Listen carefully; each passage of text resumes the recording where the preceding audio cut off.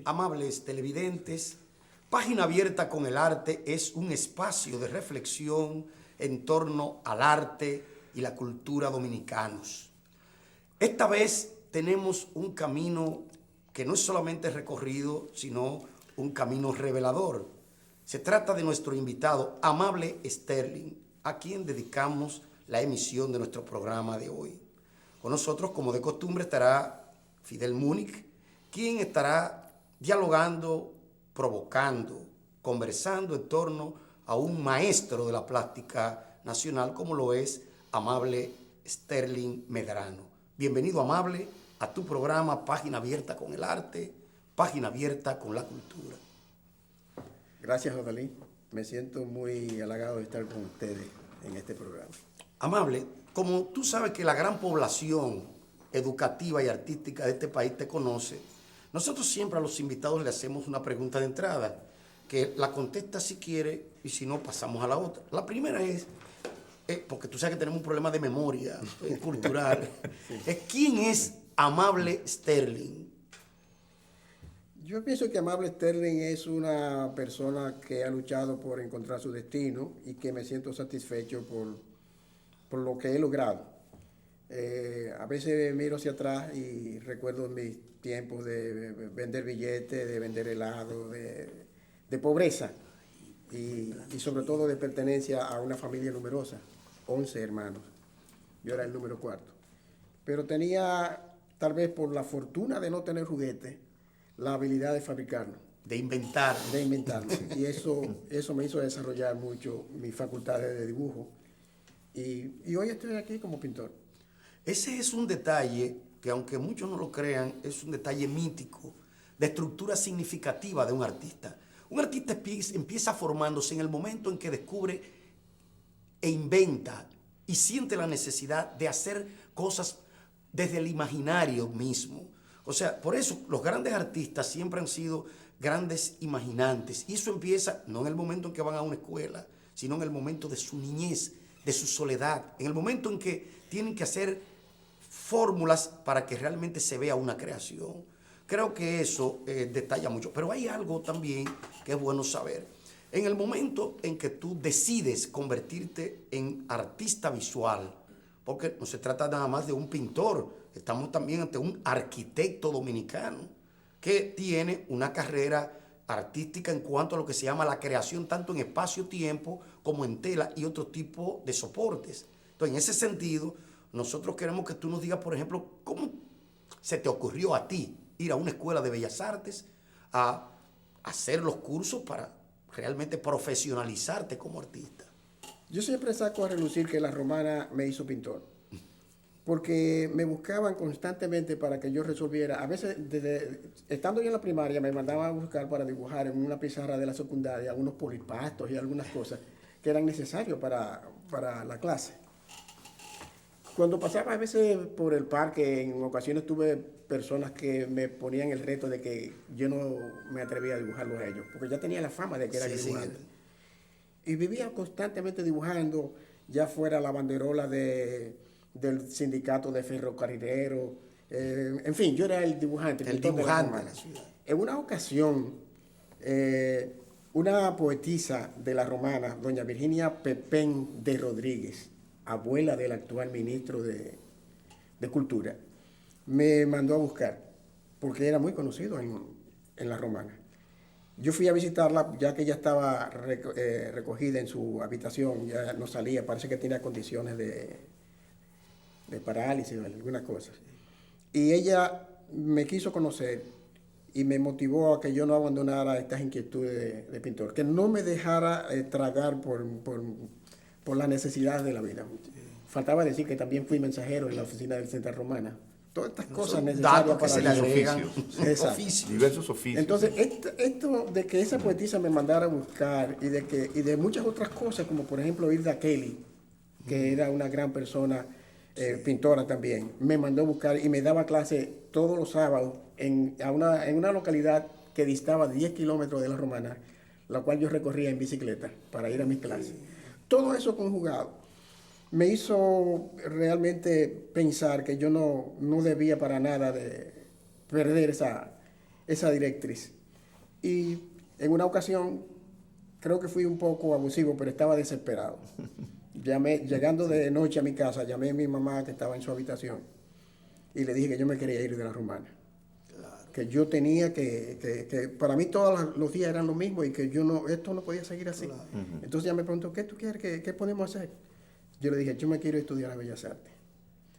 Entonces ella jugó sanes, recogió algún dinero y me envió a estudiar en una pensión donde pagaba 50 pesos mensual. Los fondos no duraron más que 2 meses, pero en esos 2 meses Gilberto Hernández Ortega, don Pedro García Villena, mis profesores, se interesaron en mí.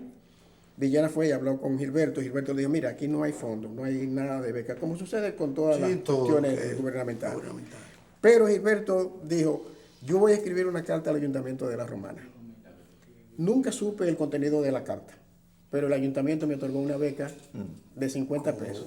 En aquella época, hay que hablar de 50 pesos en los años 60. Estamos hablando de, yo terminé 63. Sí, bueno, y una época difícil y convulsa Bien. En la historia nacional. Cada vez que yo ganaba un premio de mi clase, yo iba y entregaba por formalidad el cheque, le mostraba, me tomaban fotos y todo eso, y me aumentaban los fondos. Yo llegué a tener en el tercer año 100 pesos. Esos 100 pesos me habrían permitido estar en París, porque era lo que le mandaban a las personas que estaban allí estudiando. Increíble. Sí, Increíble. Porque el peso y el dólar estaban a la par. Sí, a la par. Sí, prácticamente. Sí, pero además, estamos hablando de los 60. Sí, por supuesto. Año 63, tú contabas con unos 22 años. 20, 22, sí. Amable, tú naciste en La Romana, sí, lo hemos dicho, ahí transcurre tu infancia y parte de tu juventud. Y allí te das a conocer como dibujante, en primer lugar. Luego te mudas a Santo Domingo, en donde empiezas a estudiar en la Escuela Nacional de Bellas Artes. Te gradúas allí. Fuiste un estudiante excelente. Sí. Hay que decir que tú te graduaste con notas sobresalientes. Sobresalientes, sí. Eso hay que decirlo. No, que está en su... Porque no todos... En su hoja de vida. En su hoja de vida. En el mismo año en que me graduaba también me hicieron profesor allí mismo. Te hicieron profesor, pasaste a ser profesor. Bueno, del profesorado hablaremos más adelante. Sí. Profesorado de arte. Posteriormente empezaste a estudiar arquitectura y la terminaste en la Universidad Estatal, en la UAS. Pero de aquellos años de estudiante, en aquella época, con Gilberto Hernández Ortega y otros maestros, me interesa esa época de formación. La época de Colson Gilberto. Sí, de tus grandes maestros, inspiradores o guías, digamos, Bueno, en la Escuela Nacional de Bellas Artes. Yo vine de La Romana, que un pueblerino, ¿no? Sí, claro. Con muy poco conocimiento de la capital. Me radiqué en una pensión que estaba en la 151 de la calle Independencia, a una cuadra del Palacio de Bellas Artes. Fui estratégico en ese sentido. Pero en la cercanía también, un poco más arriba, vivía Jaime Colson, donde unas hermanas de él, que eran los padres de Machito, el sobrino de Jaime, vivía por allí cerca. Incluso por allí vivía también Príamo Morel. Entonces yo no salía lejos, me movía dentro de ese círculo, visitaba a Colson, visitaba a Príamo Morel y también me iba, si tenía la oportunidad y el palacio estaba abierto, me iba a Bellas Artes, me ponía a dibujar y en ocasiones a ver los ensayos de la Sinfónica o de alguna compañía teatral. Ese era mi ambiente. Y no necesitaba más. Estaba realmente viviendo toda la vida de ilusión que yo tenía cuando estaba en La Romana. Y una capital no tan turbulenta y tan poblada, porque estamos hablando, era un momento que realmente se podía caminar hasta a pie. Tú ves, cercano todo. Sí. Eso es importante. Pero hay algo que siempre se ha... Sí, todo eso de la máxima resaltado, para allá, ¿no? Cuando no existía prácticamente. No, sí existía. Digo, pero no era no tan poblado. No tan poblado. Yo vivía a 2 casas después de la capilla que está en la Independencia. De modo que era menos de una cuadra para yo ir a Bellas Artes. Creo que ni siquiera la clínica Gómez Patiño estaba ya. Sí, en el 62, porque yo nací ahí. Bueno.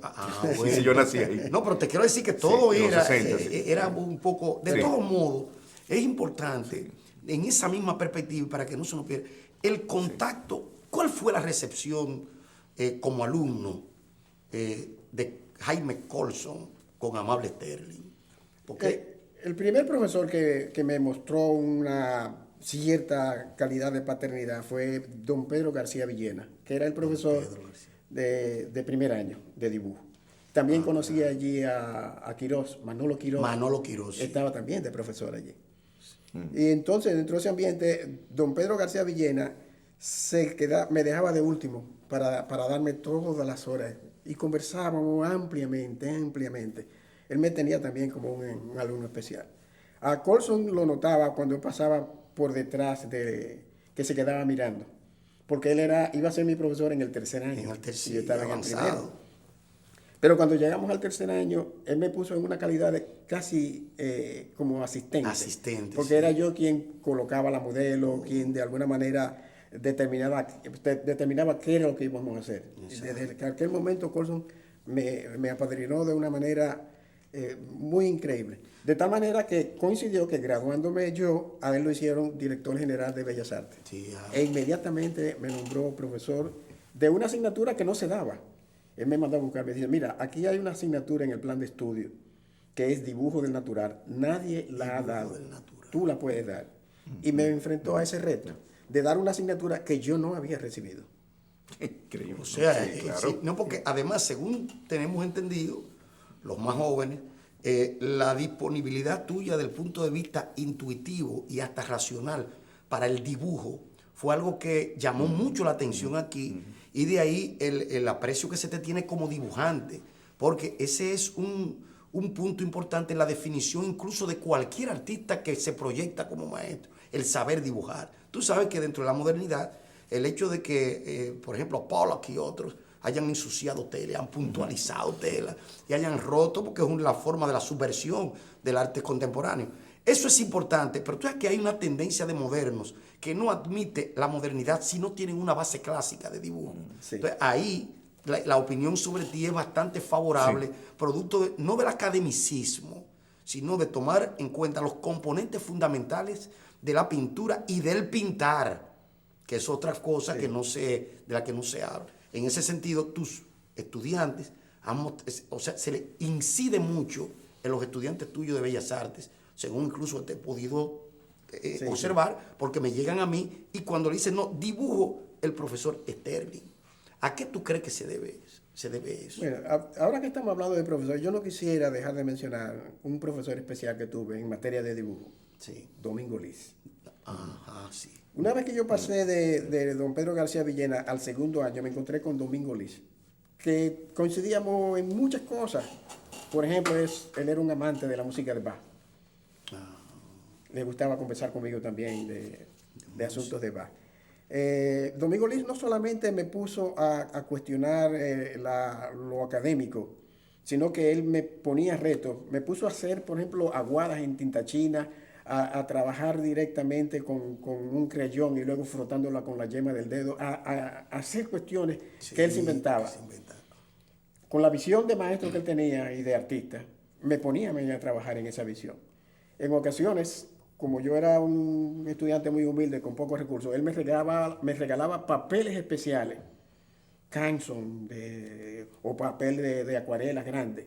Y eso es algo que yo creí que él no lo recordaba, pero en una ocasión que le preguntaron acerca de mí, mencionó ese hecho, que me regalaba papeles de un exiguo sueldo que él tenía, Sí, por supuesto. me compraba Fabrianes y cosas. Y eso es algo que yo tampoco nunca olvidé. Y lo de la materia esta de que te pusieron a dar, una materia que tú no habías Dibujo al cursado, natural. impartiste una materia que no habías cursado, dibujo natural. ¿Qué tal? ¿Cómo fue eso? Bueno, era cuestión... Sí, un reto para ti, Sí ¿no? teníamos pintura del natural, pero no dibujo del natural. Dibujo Entonces yo lo que hice fue utilizar mis criterios de dibujo, desarrollar una metodología de cómo se comenzaba un dibujo de una persona que estaba viva. Sí. Y que debíamos desarrollar una metodología que me permitiera no solamente dibujar a una persona con la que yo me comunico, sino también a un animal. Entonces era necesario desglosar pasos como que hacer primero un esquema de movimiento, luego un esquema de masa, luego esquema de sombra y detalles predominantes. Es decir, una secuencia tal que me permitiera atrapar en el menor tiempo posible la posición que tiene el caballo en este momento. Y si el caballo se movía, ya yo lo tenía atrapado.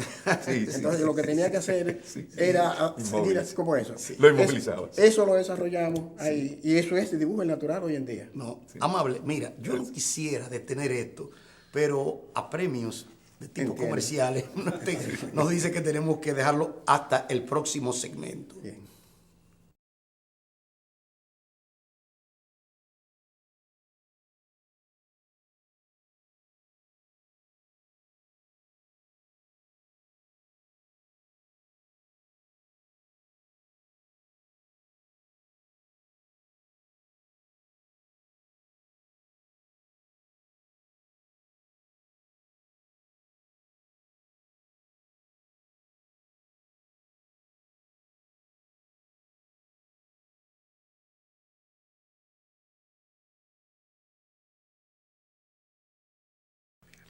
Amables televidentes, nuestro invitado de hoy es Amable Sterling Medrano, quien está con nosotros precisamente para hablar de lo que es el arte, mostrar lo que es el arte y enseñarnos lo que es el arte. Y usted puede seguirnos en las redes sociales porque allí estamos en Facebook, Twitter y YouTube con lo mejor del contenido semanal de su programa, su compromiso, su cita con lo mejor del arte y la cultura. Dominicanos en Contexto, página abierta con el arte y la cultura. Me interesa ese punto de cómo atrapabas al animal aunque se moviera, ¿no? Lo inmovilizaba de algún modo en el esquema, en el dibujo. El primer esquema de movimiento, con una sola línea tú puedes establecer en qué posición está una pata del caballo. Sí. O en qué posición está la otra. O con una sencilla línea tú puedes establecer el estado de movimiento en que se comporta el animal.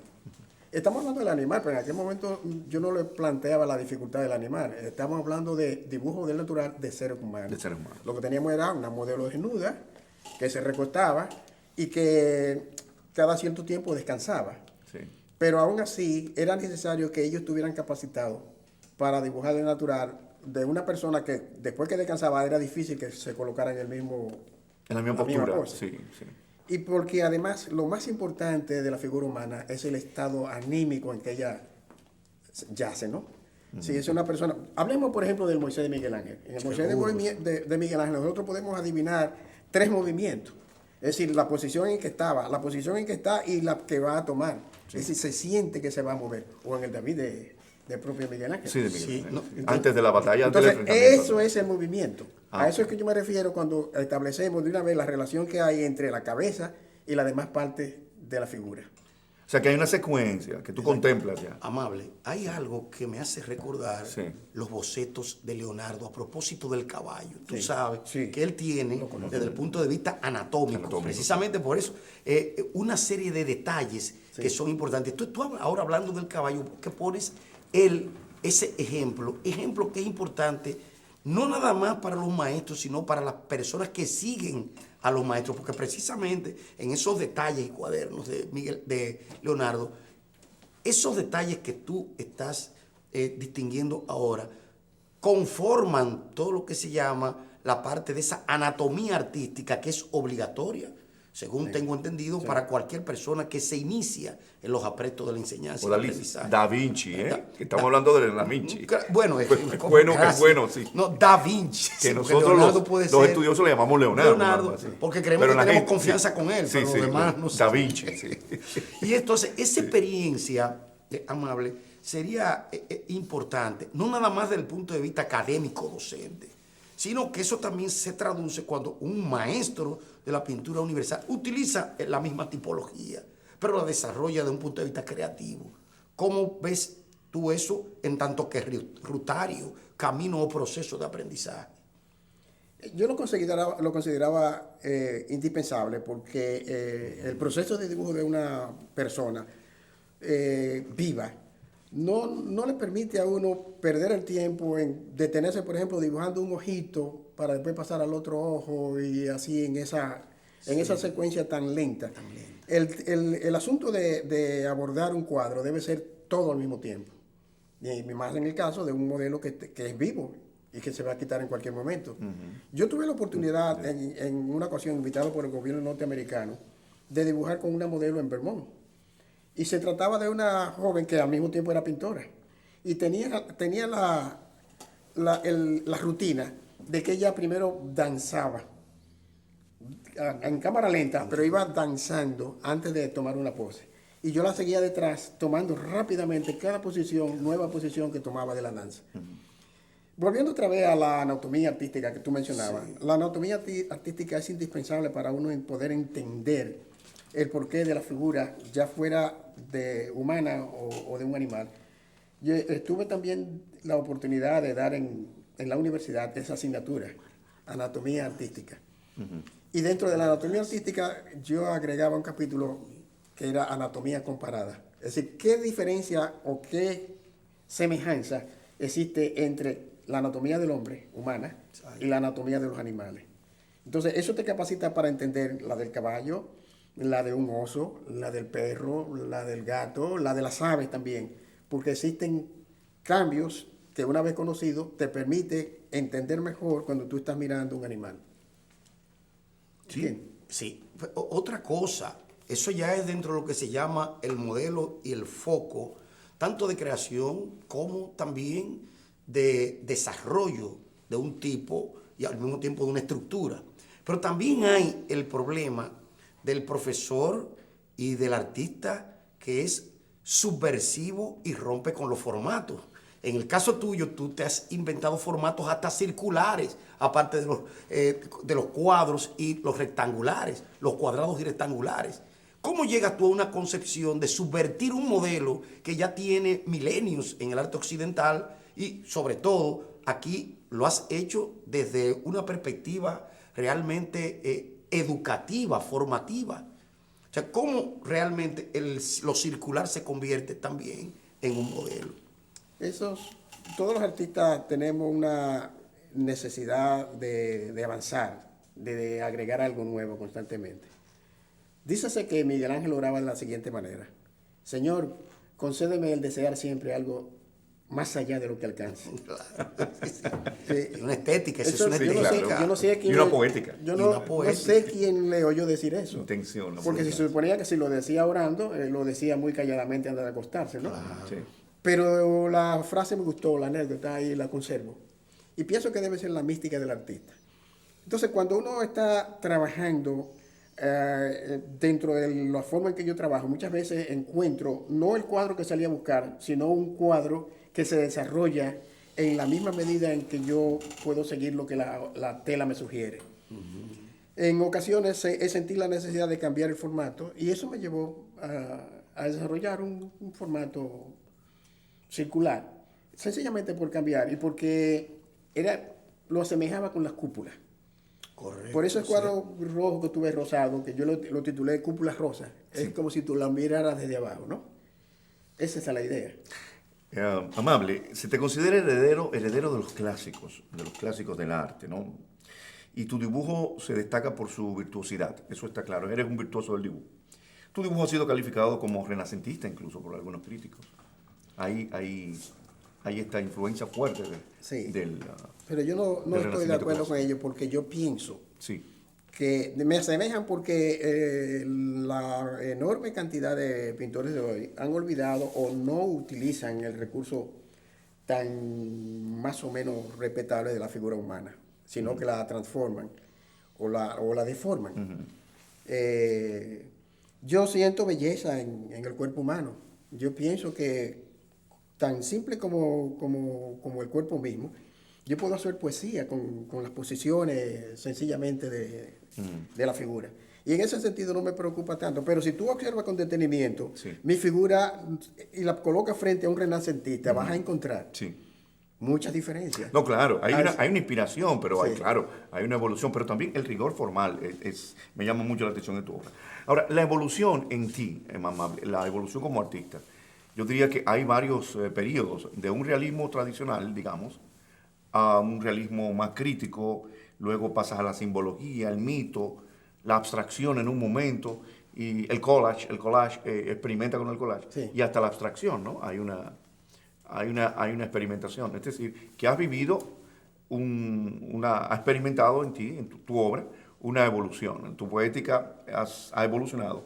Sin embargo, has mantenido siempre ese dibujo virtuoso y ese rigor formal, ¿no? Ese dominio. Mira, es el cuando, trazo. cuando tú tienes un recurso que tú sientes que vale, es difícil que tú lo abandones sencillamente por estar a la moda. Sí. Yo pienso que el dibujo es, de la figura humana, tiene un nivel de respeto con el que yo consigo, que difícilmente lo abandone. En ocasiones yo he tomado parte de una figura y la voy transformando y hago una obra abstracta a partir de la misma. O trabajo solamente textura porque es una necesidad. Incluso yo he llegado a considerarme un artista dual. Yo no me siento con la obligación de aferrarme a un estilo, a una sola forma de hacer las cosas, sino que yo lo hago como lo siento. Picasso, por ejemplo, si te pones a estudiarlo, vas a encontrar que hay 5 diferentes Picasso. Sí. Uno es el cubista, Claro, otro... las etapas. Por supuesto, todos sí, son claro. etapas, ¿no? Sí. Entonces yo sencillamente pienso que el artista debe hacer la obra como la siente. Y si en un momento determinado yo siento que debo deformar, transformar y modificar y poner las cosas de cabeza, la hago. Pero me apasiona, y sobre todo porque estoy atado a la enseñanza, hacer las cosas dentro de una metodología de la academia. Claro. Pero cuando lo observa con detenimiento, la factura, el contenido, las secciones, yo me alejo. Buscando mi espacio propio, me alejo de lo que es la academia. Amable, hay algo que quiero resaltar, porque es bueno que los amables televidentes sepan que en la actualidad tu exposición serie onírica se está exhibiendo en el Centro Mirador, que dirige doña Purísima de León y don Juan Guerra Guerrero. Esa exposición, que es una exposición entre actual, retrospectiva, se involucra periodos y etapas fundamentales de tu obra, ha sido visitada por estudiantes, personalidades artísticas, y ha tenido una repercusión a tal punto que el sábado 11 de julio el crítico de arte Amable López Meléndez, un tocayo, ha publicado un ensayo enjundioso sobre esa exposición, donde incluso en un momento emite el juicio siguiente, y leo: entre las obras más impactantes de la muestra se destacan las tituladas Onírica de la seducción, Meditación del ser y el no ser, Misoginia, Visión onírica, Cúpula de Ícaro, Contrapunto, Los unos y los otros,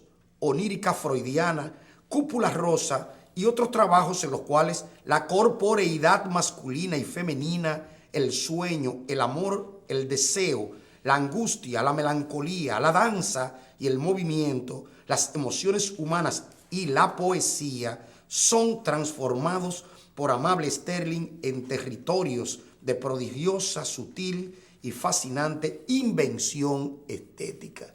Creo que es un juicio no solamente intensivo, sino extensivo a tu obra. Pero además, Amable López Meléndez destaca realmente una conjunción de puntos que creo que los amables televidentes deben destacar en el momento en que se presenta en aquella sala del Centro Mirador, y pueden ver allí con una curaduría impecable de Abil Peralta Agüero tus obras bien exhibidas y bien situadas desde el punto de vista estético y artístico. Odalis, yo diría que el crítico amable se muestra muy amable con su tocayo amable. Exacto.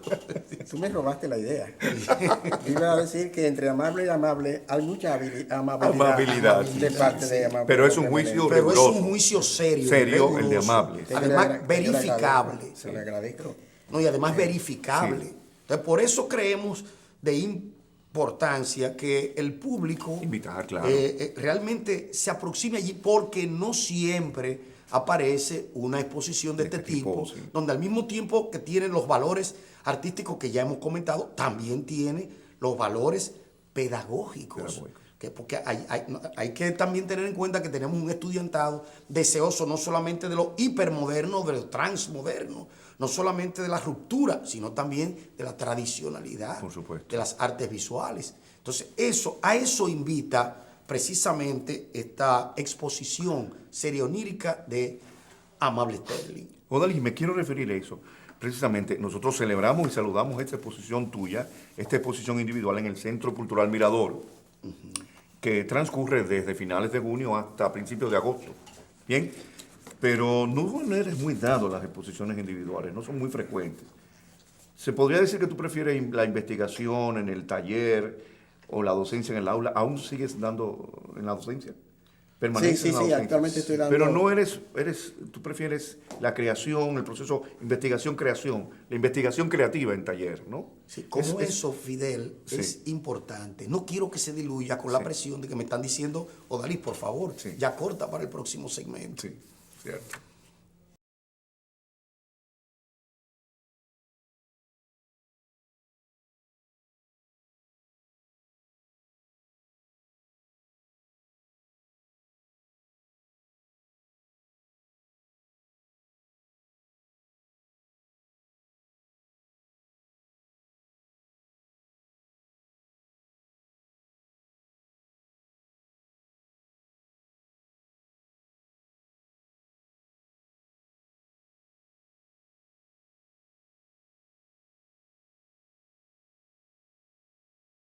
Amigos televidentes, seguimos con nuestro invitado, Amable Sterling, conversando sobre tópicos de arte, cultura y artisticidad.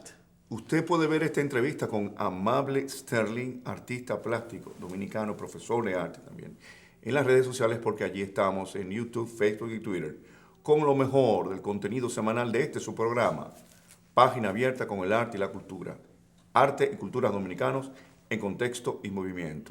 Amable, hablaba de que tus exposiciones individuales, tus expos, aunque no son muy frecuentes, sí son significativas. Pero además que se podría decir que tú prefieres la creación y la investigación en taller o en el aula incluso, que a estar presente, muy presente, como otros artistas. Quizás es un rasgo de tu personalidad. Yo creo que, hablando precisamente de personalidad, creo que a veces me disluyo mucho en tantas cosas que quiero abarcar. No se ha dicho, pero yo también soy abogado. Sí. Esta es la tercera. Bueno. Bueno,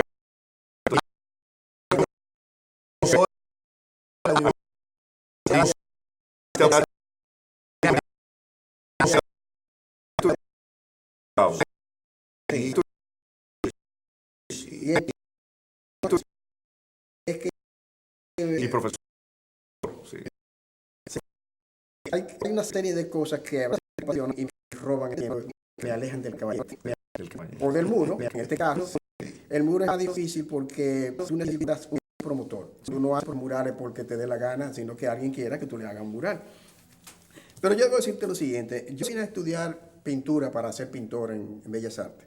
Cuando yo me enteré que por cuestiones de normativa, de rigurosidad de las leyes de la Secretaría de Educación, el título que se me tocaba era de profesor de dibujo. Profesor, ese era el título. Que Profesor. Sí. Profesor de dibujo. Yo me sentí un poco disminuido, yo quería ser pintor. Sí, claro. Y precisamente después de ganar los premios del primer año de mis estudios en Bellas Artes, aquí se creó una visión nueva de la educación secundaria, se quiso, y se hizo lo que se llamó el plan de la reforma de la educación media.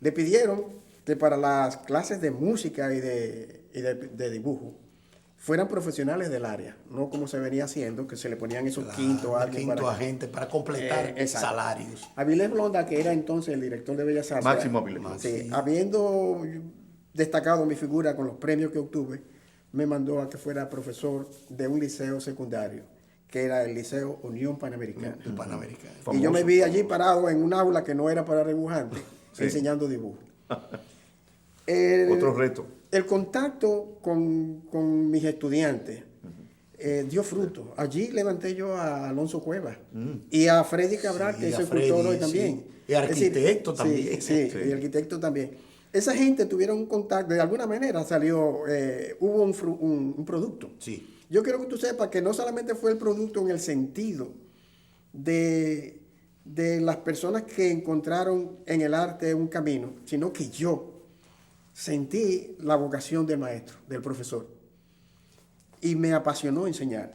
porque descubrí que enseñando es como se aprende. Sí. De tu profesorado en el arte, por fin ya caímos en el tema, Odalis, teníamos que caer. Sí. Hay que mencionar, hay que decir que después de haber estudiado arquitectura en la Universidad Autónoma de Santo Domingo, pasaste a dar clases en la Escuela de Arte, en el departamento de arte, que estaba adscrito a la Facultad de Humanidades, y fuiste director de allí durante 8 años. De allí, sí. Antes de graduarme ya yo era... Bueno, sí, antes de graduarte Antes de de la graduarme, arquitectura. sí, de arquitectura. Porque entonces hay que ver que lo que hoy es Facultad de Arte, Odalis, para el no, público, claro. antes era Departamento de Arte y pertenecía a la Facultad de Humanidades. De Humanidades. Luego se convirtió en escuela. Exacto. Antes de ser facultad. No, Escuela de arte. Luego se convirtió en facultad. Sí, que pero comprende antes que tiene las escuelas. Que tiene las de las escuelas. escuelas, Tiene las de escuelas. departamento a escuela. Sí. Bien, tu vida también está marcada por el profesorado de arte. Sí. Pero a propósito, cuando hablábamos de la exposición, hay una que quiero mencionar, particularmente porque tuvo cierta resonancia internacional.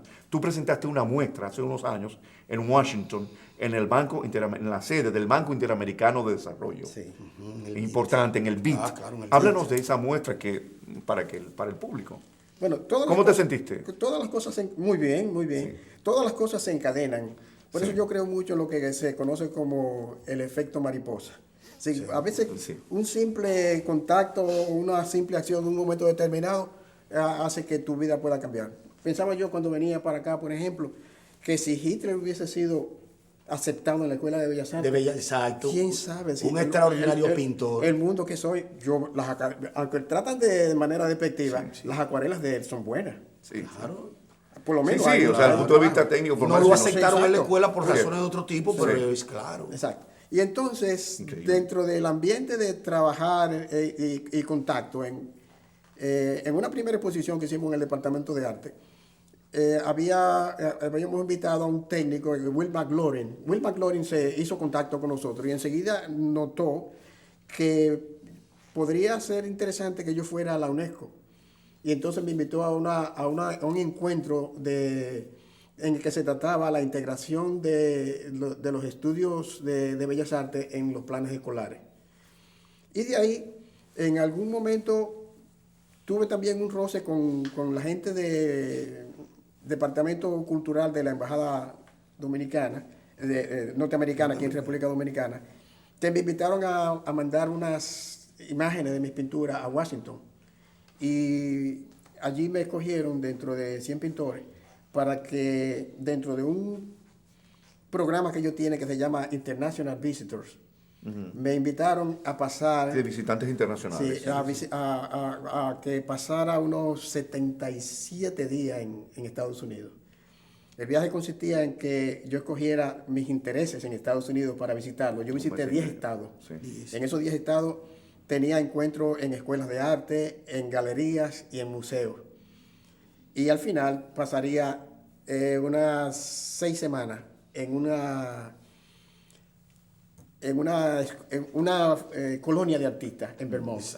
Entonces, en esa colonia de artistas conocí a mucha gente y una de las personas que tuvieron que ver con esa invitación mía, el señor Paddock, que trabajaba en una agencia de Washington, me hizo el contacto con el Banco Interamericano y ellos me invitaron a exponer allí. Bueno, sí fue parte. Entonces, todo eso son, como yo llamo, los efectos mariposa que Una al cosa final lleva a otra, hacen sí. que te ponen en un sitio. Pero esa muestra en Washington, en el BIT, Sí. la sede del BIT en Washington, fue muy comentada, muy bien comentada. Sí, no, porque fue incluso de las exposiciones de Amable que tuvieron resonancia, como tú dijiste, a nivel internacional. Sí. Y por el espacio donde fue, El espacio. pero también repercutió aquí en las posteriores exposiciones que él hacía individualmente.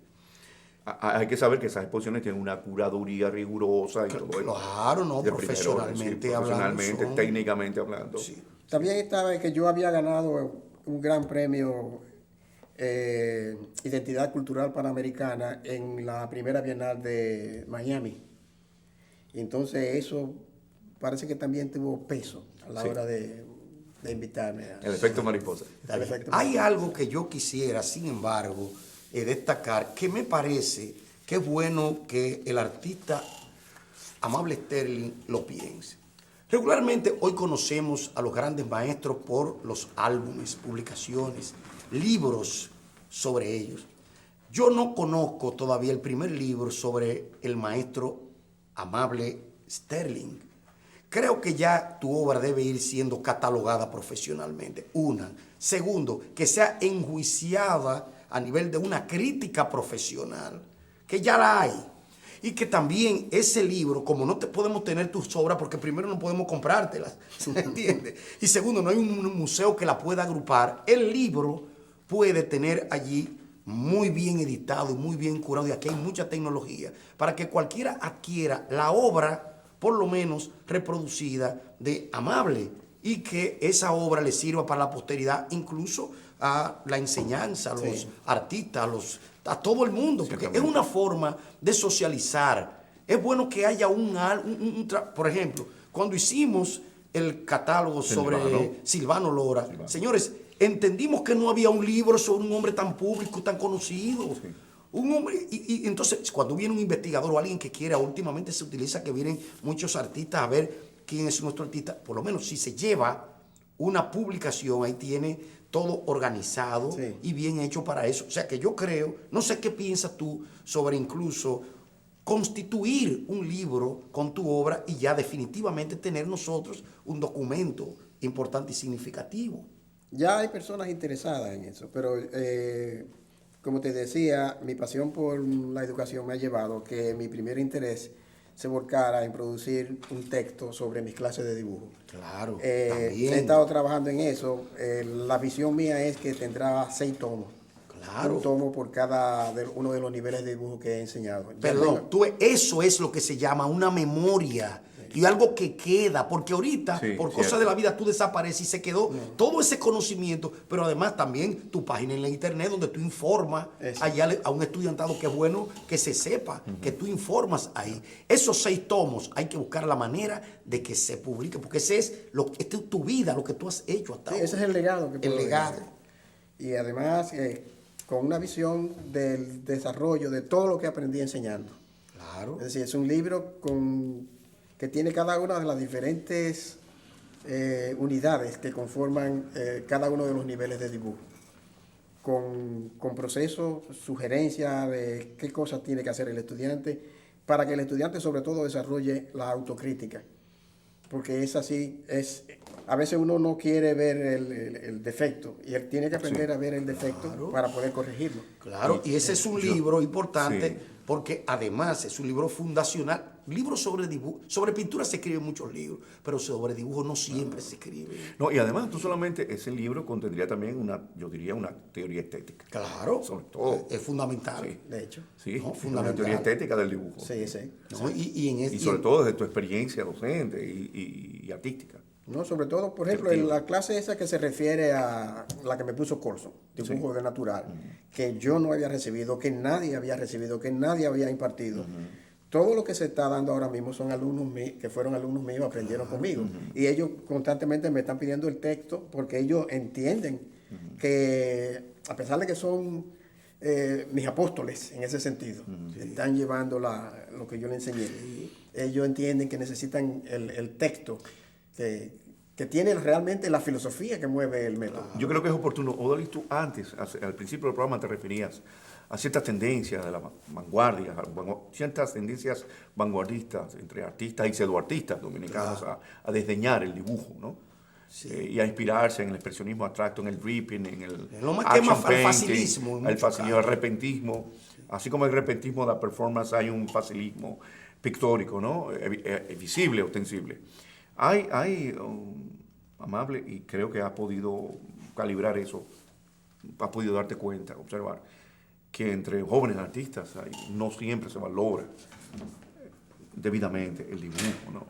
el dominio del dibujo. Quieren hacer arte sin tomar en cuenta ese elemento fundamental. Quieren producir la ruptura sin conocer la tradición. Y no se puede romper. Está bien la ruptura y la subversión, pero siempre es nuestra tesis. Claro. No hay ruptura sin conocimiento de la tradición. Claro. Tú no te puedes divorciar con una mujer que no conoces. Claro. Tienes que conocerla para divorciarte con ella. Entre los equívocos del arte moderno, porque la apertura de estas puertas que nos permite hacer cuantas cosas se hacen, también hay muchos falsos profetas. Y entonces hay quienes entienden que pueden pintar sin dibujar. Y desarrollan es lo que tú llamas facilismo. Exacto. Pero y hay quienes tienen también su don, ¿no? Claro, Facilismo, ¿no? un facilismo Tiene expresivo. Tiene su Sí, talento. sí, en no, eso. ahí lo tienen. Hay algunos trabajos que yo me quedo mirándolo y lo veo gracioso. Sí. Y en ocasiones, en mi clase de taller creativo, sugiero a algunos estudiantes que cuando el estudiante todavía no tiene una paleta escogida, exacto. que es lo que se permite cuando tú vas a copiar a De la Tour, Exacto. al Museo del Prado, es estudiando la paleta de De la Tour. Yo a mis estudiantes de taller creativo hay una unidad donde yo lo pongo a trabajar con una paleta prestada. Y a veces la paleta prestada puede ser de un trabajo abstracto. Claro. Es decir, con qué armonía ciertos colores están trabajando. Primero tenemos que evaluar que eso está funcionando, la relación entre esos colores. Y con esa misma armonía yo puedo trabajar un trabajo de la figura o del paisaje, de lo que sea, y puede dar resultados. La cuestión está en cómo a veces escoger la paleta con que nosotros nos expresamos, lo que hacen en el Louvre y en el Prado, pero en este caso con una paleta prestada que puede ser de un pintor de ese tipo. No, y es un buen ejercicio.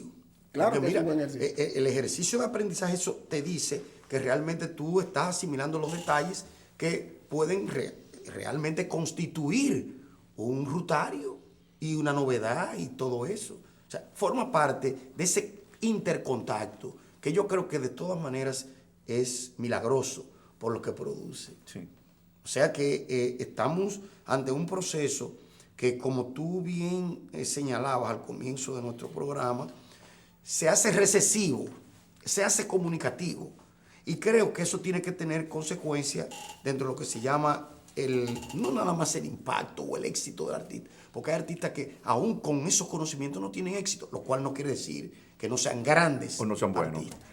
Amable, ¿algún consejo brevísimo para jóvenes estudiantes de arte plástica o jóvenes artistas o futuros artistas que nos están viendo en este momento? Yo repetiría los consejos que a mí me dieron cuando yo estaba en la Romana. No abandonar la vocación. La vocación. Ser Seguir fiel. trabajando, sí, ser fiel. Ser fiel a ella. Y sobre todo trabajar y ser fiel a Leal. cómo lo hace, porque Sí. no te engañes. Porque tú puedes tardar engañarte a ti mismo, pero ni a la historia, ni a los a demás, aquellos claro. que van a catar tu obra, no lo puedes engañar, porque son personas versadas que entienden cuál es el lugar de cada quien. Claro, y hay una tradición, y hay una tradición también de la ruptura. Sí. O sea, no es que estamos Sí, sí, despojados y estamos solamente andando a tiendas. Amable, como yo sé que ya me están casi tocando la campanita, yo quisiera que hagamos un compromiso ante los amables televidentes. Y es que en el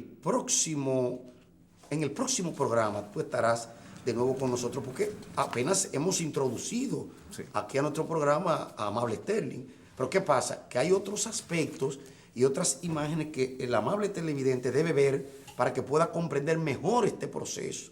Y en tal sentido, queremos que tú vuelvas de todo corazón a nuestro programa, como estoy seguro que esos señores y estudiantes que están aquí escuchándonos hoy y viéndonos hoy, lo van a querer. Seguro que me están diciendo que vuelva. Yo estaré encantado de continuar esta tertulia. Muchas gracias. Sí, ¿no? Y en tal sentido, vamos también a Invitar. invitar